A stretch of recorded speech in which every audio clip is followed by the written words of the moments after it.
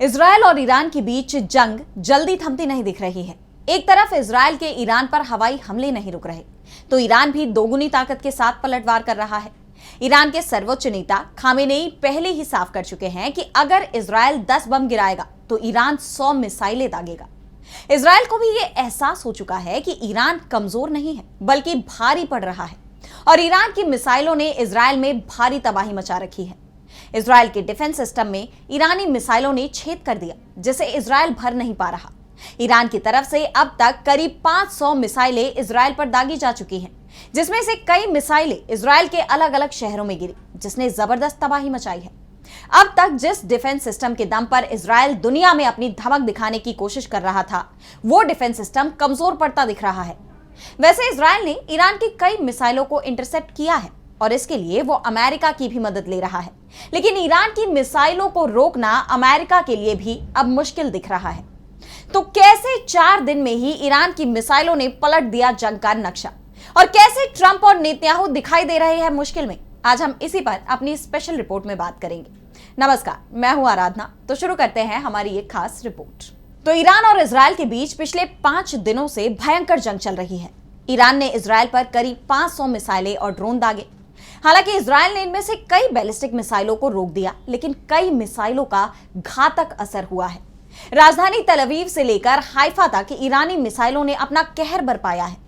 यानी ईरान की कई मिसाइलें उस एयर डिफेंस सिस्टम को भेद गई जिसे दुनिया अब तक अभेद्य मानती थी, जिसके बाद इजरायल की सेना को कहने के लिए मजबूर होना पड़ा है कि एयर डिफेंस सिस्टम 100% अभेद्य नहीं है।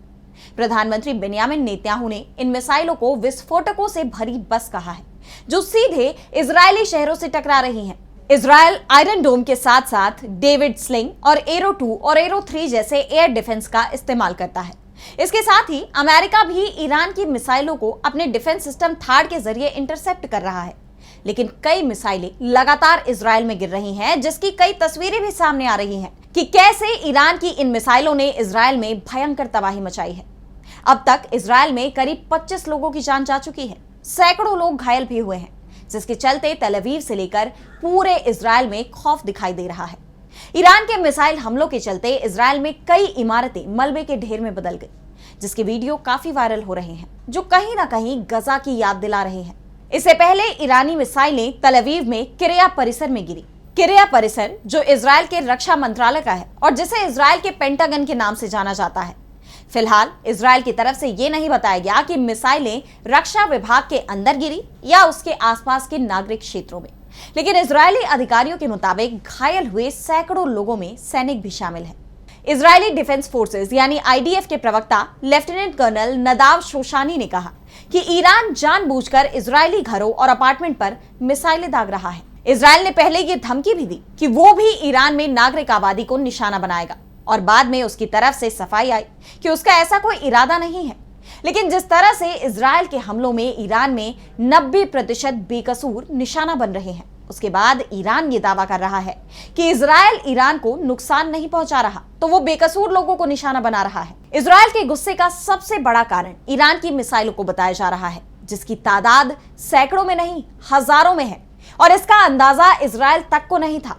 ऐसे में ईरान की तरफ से लगातार मिसाइलें दागी जा रही हैं, और अब जो खबरें सामने आ रही हैं उसमें बताया जा रहा है कि ईरान जितनी मिसाइलें दाग रहा है, उसका कम से कम 10% इजरायली एयर डिफेंस को भेदने में कामयाब हो रहा है।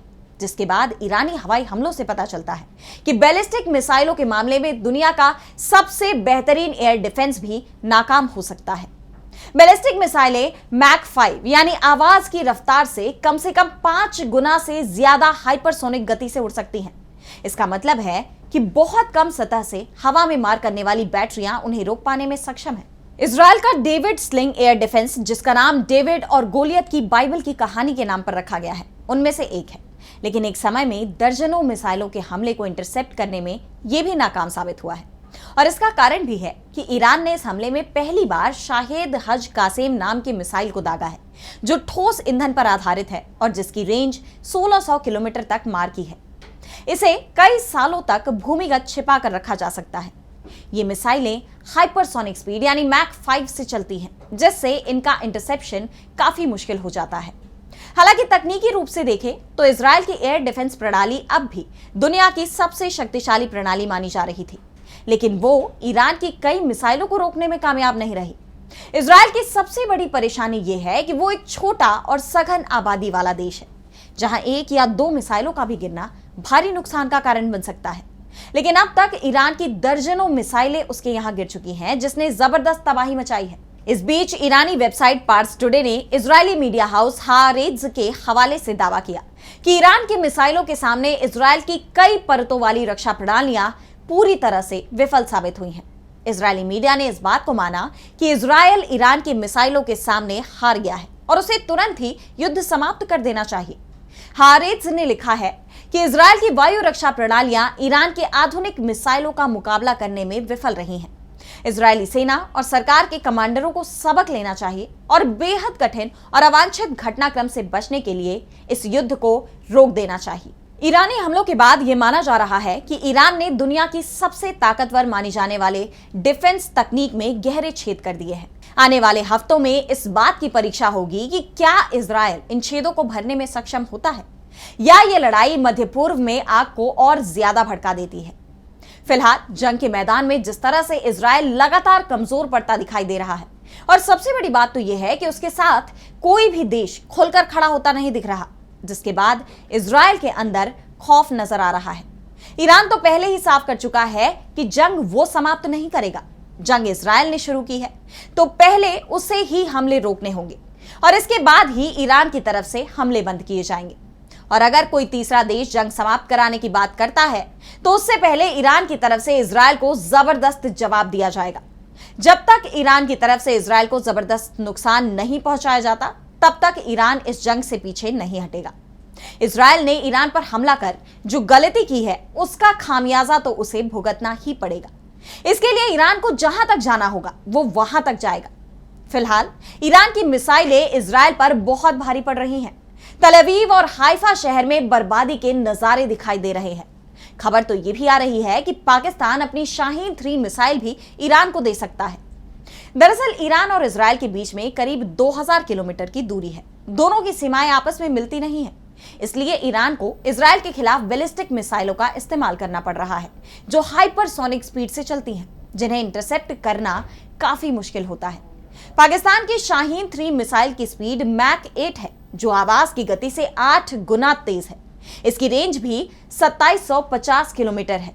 ऐसे में अगर पाकिस्तान अपनी मिसाइल ईरान को देता है तो इजराइल का संकट और बड़ा हो जाएगा और इस युद्ध में पाकिस्तान की एंट्री इस युद्ध के दायरे को और बढ़ा सकती है। ऐसे में इस जंग को लेकर पूरी दुनिया टेंशन में नजर आ रही है और सबकी नजर फिलहाल ईरान और इजराइल पर है। तो आज इस स्पेशल रिपोर्ट में इतना ही। ईरान और इजराइल की जंग में आगे क्या कुछ होता है, किस मोड़ पर आगे बढ़ते हैं ये दोनों देश, इन सब पर हमारी नजरें रहेंगी और इन सब से हम आपको रूबरू करवाते रहेंगे। लेकिन फिलहाल आपको ये रिपोर्ट कैसी लगी ये हमें कमेंट सेक्शन में जरूर बताएं। वीडियो पसंद आए तो इसे लाइक कर लें और चैनल को सब्सक्राइब कर लें। नमस्कार।